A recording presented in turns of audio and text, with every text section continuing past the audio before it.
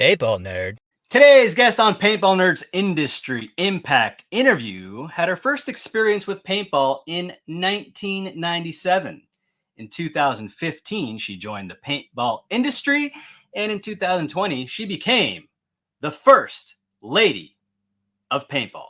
She's a trauma nurse. She's great. Ladies and gentlemen, welcome to the show, Kara Cole. Hey guys, how's it going? Yeah. Hey, Kara, thanks for doing this. Of course, I was honored and flattered when you asked me. I was like, me? You want to talk to me? Oh, yeah, we want to talk to the First Lady of Paintball. So, how did you get into paintball? Very painfully. My brother, who's 3 years older than me, we were outside and my uncle left I think it was my uncle, one of my family members, left one of their paintball guns unattended, and my brother took him upon himself to take it and make me the subject and said dance. And so I was tiptoeing and he was aiming for my feet. And so the paintball gun was laying there. It had air in it, had a hopper, had paintballs in it. Yep. How old are you at this point? I was 4. That is way too young to be shot with a paintball. Yes. Well, backwoods of Tennessee says otherwise. If you can hold it, it is yours. Well, I'm glad because it's brought you here, right? Absolutely. I wouldn't change it for the world. So you're the First Lady of Paintball now. For those that don't know, we call you the First Lady of Paintball because you're married to the president of the NXL, Mr. Tom Cole. How did you guys meet? Well, do you want the G-rated version? No. So basically, I was in nursing school in Orlando, and Mr. Tom Cole put out a little ad for hospitality girls, or bar girls, or entertainment, or whatever you want to call them. And I was bartending my way through nursing school at that time. I was working for Jack Daniel's doing bottle service, and then working at random restaurants at nighttime, Friday, Saturday, and Sunday. So I was on Craigslist. That's where I would pick up a lot of my gigs. And I saw this, do you want to be outside and be around men and, make X amount of money? I was like, yes, I do. So the ad said you needed to send 3 photos of yourself. I'll leave it at that. Where you've worked, and some references. So I returned it, and literally 30 minutes later, he's like, you're hired, be here on this date. That was it. Interesting. And he said, text me if you have any problems. And the first day, my car would not start. So I was late. It was disastrous. My first day was disastrous at the NXL. But so this was 2015. Yeah. What event was this? This was World Cup 2015. Whoa, it's the big show. It was the big show, the first one. I had no idea what all this was. No idea. And I walk up and I'm late. I don't know where I'm supposed to go. And you can imagine being an outsider that you're like, okay, so which bar is mine? And luckily Camille welcomed me with open arms and just took me under her wing, and I've been her little protege since. Interesting. So how did that lead to marriage? So I didn't know that this was a thing, but they used to take dibs on the women. So Tom was like, that's my gal, no one else can talk to her. Dibs. Called it. Shotgun. That's it. So after the event was over, I worked in VIP all weekend, which is where he spends a lot of his time. He was like, so would you want to go to Mexico? And I was like to work an event? And he's like, yeah, definitely working an event. And so I went down there. 2 weeks later, he sent me a ticket, and I was like, this sounds like I'm going to get killed. So I sent my mom my address, where I was staying, and all the contact information. And we hit it off down there, I'll say. and came back. I will thank Was it Raul. work or was it a vacation? It was Raul's event. For those of you who don't know Raul Ibarra, this event was in Cancun. He's also having one in La Playa, June 1st, 2nd, and 3rd. So make sure you go. It's a good time. So I've been going since then to that event. Nice. But yeah. So it was Raul's event. So you guys dated for 5 years and then got married in 2020. Yes. So we both had previously been married once. I didn't know that. Yeah. And so we were just kind of very slow going. We both traveled for work, so it was like the time we got to spend with each other was really great. But like, how would we do once we were like stuck with one another? Yeah. But he's the other half of me now. And what happened after you guys got married to the world? Well, he proposed in March of 2020 at the NXL Las Vegas event at a sushi restaurant, our favorite restaurant. Good place, yeah. It is. It's no longer there, unfortunately. It went under because of COVID. So it was Friday, Saturday, Sunday, the event, and then on Monday, the world shut down because COVID had hit. So I thought I was an omen, like maybe this is not a great idea. So Tom got furloughed. The NXL went away until World Cup.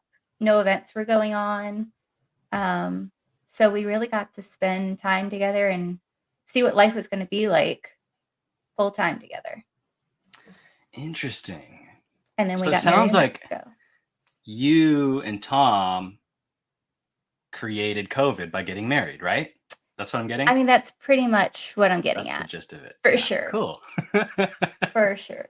I'm definitely a super spreader. Yeah, super spreader event right there. Your marriage was a super spreader event. Mm-hmm. Well, now we're here. The world is back to normal-ish. And you're the First Lady of Paintball. So I am. As the First Lady of Paintball, what exciting projects are you working on? There's so many. The one I'm most proud of is at the Sunshine State Major. We launched the Major League Paintball studio. And let me just step back. So Major League Paintball, for those of you who don't know, is going to be the umbrella company. It makes us more marketable. It's not rebranding the NXL. The NXL is going to be a leg of the umbrella. So you have Major League Paintball, and then you have all these little legs under it, such as the NXL, which is our airball, the ICPL, which is the classic format, more so in the woods, and then the WNXL, which is our women's pro division, and then maybe eventually a 7-man or a scenario league. Hey. But I'm not going to get into that, but just a little teaser. Well, I mean, that makes sense because you got to have the name. If you're going to market something, you got to have the name paintball in it, right? Absolutely. So we go to these conventions, looking for venues, looking for tourism, and we only get 8 minutes. It's like speed dating. So you get 8 minutes with every person. The first 4 minutes, we're trying to explain to a complete stranger what X-ball is. That takes up a lot of time. Whereas if you put paintball, someone can associate getting shot with a gun, whether it was because you were 4 years old and your brother shot you with that gun, or whether it's because, hey, I've seen that, or hey, my kid goes to a birthday party and does that. They can associate something with paintball. Yeah. Not to mention, if you think about all the other major leagues out there, Major League Baseball, right? NBA, they all, when you say major league, they understand what that means. It's the pro division. It's the entity that's the highest. Yeah. So it just made sense that we made this change. And I just think it's going to be healthy for our brand moving forward. Certainly. And go ahead. I'm sorry. Oh, no. I was going to ask like what impact that would have on the industry as a whole. But I want to hear your butt. Let's see what the butt was. Well, you asked about the project. So yeah, we launched the Major League Paintball Studio, which is amazing. It's a place that we created a studio at every event moving forward that creators can come and share their content, their events, just stuff about paintball. It doesn't have to be anything dramatic, that they can come and share with the world so we can grow the sport of paintball. Yeah. So I got to meet some really cool people, got to get some backstories and connect the dots for myself. I think that this sport is wonderful, and if you can make connections within it, it can change your life for sure. Definitely has for many people. And you were crushing those interviews, by the way. I don't know how Thank many you did, you. but that was awesome. I don't know. I'd have to ask Kevin how many we did, but shout out to Kevin and also Kevin Brad Killers. Luger Yep. and Devin Fout. I'm gonna keep hyping him up as well. He's amazing. Dylan Fout. Dylan Fout. Yeah. What did I say? Devin. I'm sorry. Dylan's my man. Yeah. Dylan's awesome. He made me look great on the stuff that we were doing, you know, like he's amazing. He's a magic maker. I have a whole new respect for editors. And it's not just that he's editing, he's really directing a lot of stuff too. He's the man. He is. So go follow him. Go follow Dylan Fout. Go follow The Place for Things and keep making things. You know, that's what it's all about. I love it. So, when the NXL was first formed, when X-Ball first came on, the reason for that was because we wanted to get paintball on television. That was the goal. And now, network television is kind of obsolete. I don't know anyone personally that has cable. I don't. No, I don't either. Everyone is streaming, right? Everyone is YouTube. Like everyone's creating content. So with the MLPB and and kind of this new push towards creating content for paintball, I think we're going to be able to expose it to a broader audience. How do you think this is going to affect the industry? Well, I don't know how much I'm allowed to say or not say, so I'm just going to ask for forgiveness later. Yes, that's what we like. So we just left the Sunshine State Major, and I came home with our new dog, but Tom flew to New York and had, we call it the roundtable meeting, where he got to be with some really big executives from some big companies. He got to be with the president of NBC Sports. He sent me the badge, and I was just fangirling it, like, oh my God, this is huge. And basically, the president was saying, you're doing all the right things. You basically need to just drink your milk, and eventually you're going to grow up. And, that's hard for someone to hear when we're putting in so much work and time. But he's right. You just have to trust the process. And it was just reassuring to hear it from somebody that high up that you're doing all the right things. You need to get this and this done, which is our viewership. So this is going to help. Yeah. You need 4,000 hours of viewing, and you need X amount of subscribers. And I forgot the number. 1,000. 1,000. And we're very close. And with this launching, this will definitely help. So all this content should be going to YouTube. So make sure you go follow Major League Paintball here in the near future. Go like the Instagram to help grow your sport and help us get the sponsorship that we need and eventually the TV time that we're all wanting. Yeah. Screen time. Yeah. Screen time. Yeah. Not just TV. You're right. It's, streaming platforms is where it's at right now. Yeah. So is the MLPB YouTube channel live? Is that ready to go? It is. It actually has launched. I think there's only 2 videos up there right now, but we're working hard to get those interviews edited and put up there. So you should be seeing a lot of content coming out in this next couple days. So I don't know if I'm allowed to say this either, but I'm going to ask for forgiveness just like you. But Kevin told me that there's like 70 interviews in the can, just being edited and ready to go. I knew it was a lot. I didn't know how many. Yeah. I lost count. So the channel is going to explode. There's going to be this huge influx of paintball content and paintball interviews, and it's going to go off. Now, I think the most important thing is the action shots, right?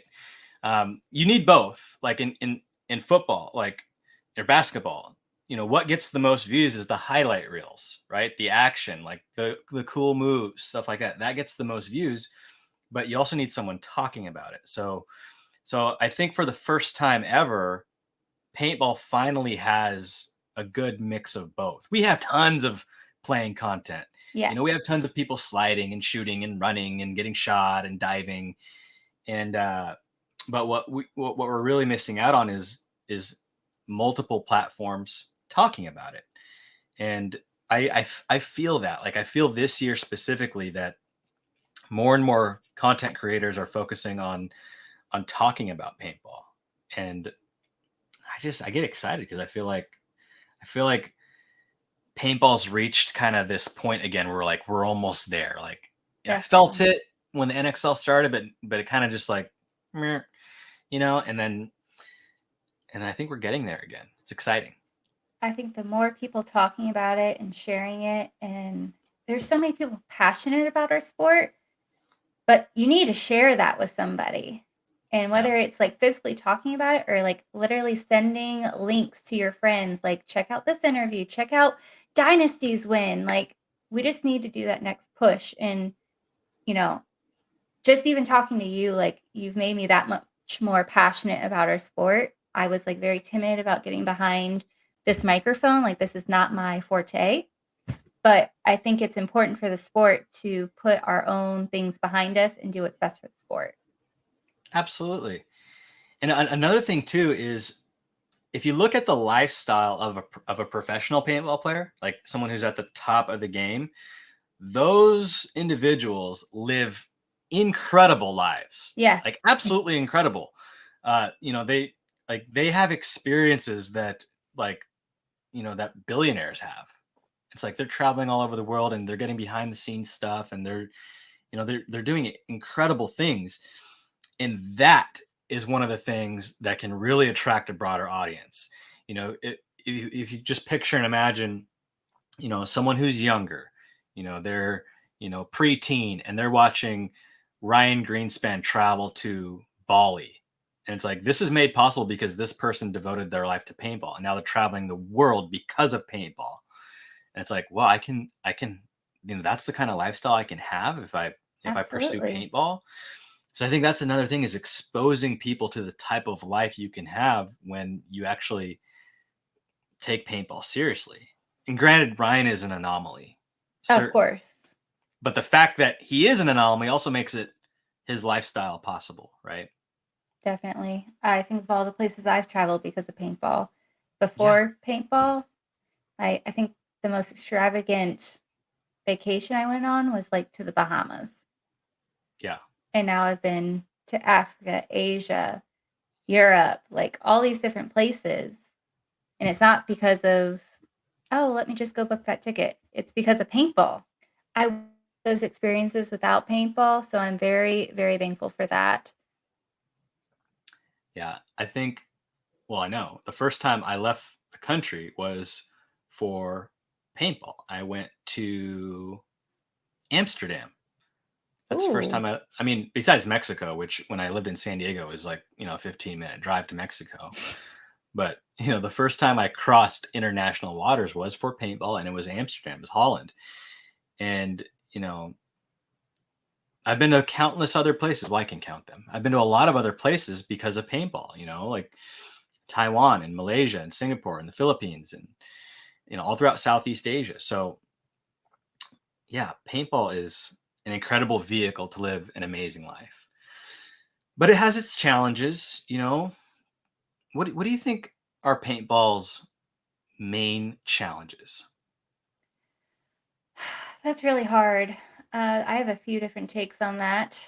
So I'm very, very happy that we're now having this youth division, the Young Guns. That was really exciting to see at World Cup. And then we had a lot of youth participate in our first event. But for some reason, moms are not just like, yeah, let me go sign my kid up for paintball. They'd rather Hmm.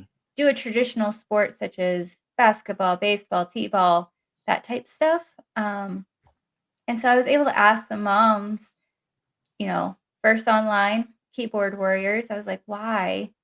Why is it why do you feel the way you feel? And they're like, it's violent. and you say kills and you say, you know, it's a gun. It's true. Yeah. I was like, Marker. but you let your kids play Call of Duty and you let your kids play all these other Grand Theft Auto games. Those are violent too. Checkmate. Like, come check us out at least. Like, I would love to show you an experience. I'll show you Gel Blaster first. That's a way to get kids involved first. And then we transition them into paintball. But don't hate on us until I am able to show you love and show you how welcoming our community is. We did a couple interviews with paintball moms who now have pro players, like Sam Monville's mom. We also did Mike McGowan's mom. And all these people were playing other sports before they were involved in paintball. And they left those sports because they felt so welcomed in our sport. And we're way safer than football. We're way safer. I'm a nurse, and I will tell you how many football injuries I see.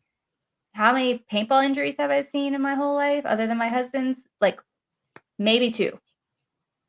Well, statistically, it's safer than badminton, safer than tennis, it's safer than golf. So, you know, yes, you wear goggles and, you know, it's, you know, you're propelling these these paint-filled gel caps at each other, and there is, you know, it certainly stings. But I think if the game is played the right way with the right equipment, it certainly is safe and it's fun, you know. But I think it is a challenge because of the, you know, the fact that it does hurt. And I think that is, or I should say, that was one of paintball's biggest challenges, is the barrier to entry. You can't play the game until you're 10 years old at most fields. And even then, if you start playing, it's like, you know, you got to be brave because there's grown men that are yelling and it's like, it's intense. There's an adrenaline rush involved.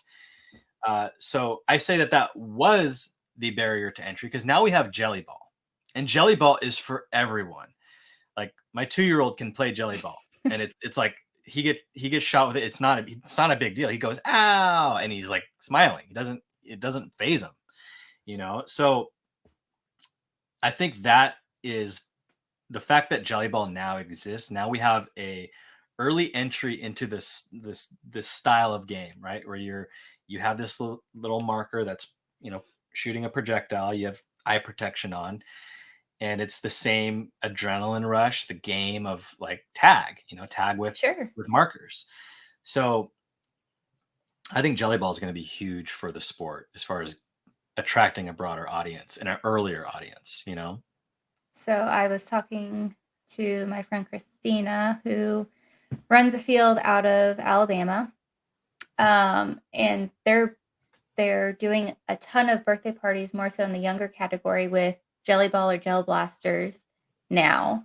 And they're seeing a transition into paintball. So I think that's going to be huge for transitioning that young generation and keeping them in our sport longer. Yeah. Yeah, because it's, you know, it's focusing on a game. You know, if we want to attract someone to this sport, right? It's a game. It's a game. And the reason I say that is because what attracts a broader audience? A sport where you have to condition and like really, like, you know, you have to be conditioned and put in the work, or a game of capture the flag. Which one's going to attract the family that goes to Family Fun Center? Game. The game, 100%. I was like, is this a trick question? No, it's not. So 100%. The more that we can push that, right? The more that we can associate ourselves with that game that people initially get attracted to, I think it's going to be easier to expose paintball to that broader audience. Focus on the fact that it's a fun game. Yes. And I think we're doing a better job than ever, because when I got in the sport, I looked around and I was one of the only females there. Mm-hmm. And now, since we've launched the WNXL, since we've launched our youth divisions, like, it is a definitely more inclusive sport. We are more relevant to more demographics now. Yeah. And I'd love to see a WICPL, a kid's Ooh, ICPL, I you like know? it. I know Let's get someone, so after it. maybe I can drop Yeah. that idea. Yeah, just drop that idea a little bit. Cool. Well, Kara Cole, what are you most thankful for that paintball's given you? That's hard. I have so many things I'm thankful for. Number one, my husband. I would not have met my husband without the sport. And my squad. I call them my squad. I didn't really have I had more guy friends growing up, but I've really found my girl squad, and my life has forever changed because of them. And Who's my in the girls, girl squad? oh, there's so many. So Camille Lemansky is our squad leader, I'll call her. She is the one that's been around the sport the longest and has taught us all of her tricks of the trade.